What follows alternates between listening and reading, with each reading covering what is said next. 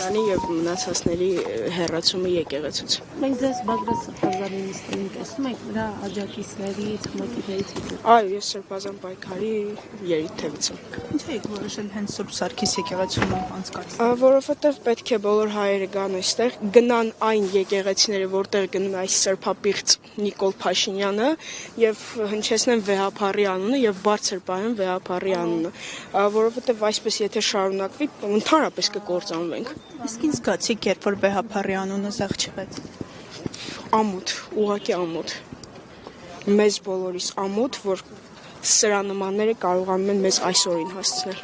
Կներկանաք եւս մեկ անգամ։ Գրիգորյան Լուսինե, Սրբազան պայքարի երիտևից։ Որպես հավատավոր մարդ, դուք եք այն համոզման, որ Նիկոլ Փաշինյանը ուղղակիորեն արտաքին պատվեր է իրականացնում, մասնավորաբար մենք լսեցինք Փաշազադեի հայտարարությունը, որից հետո ակտիվացան եկեղեցուն ուղղված հալածանքները։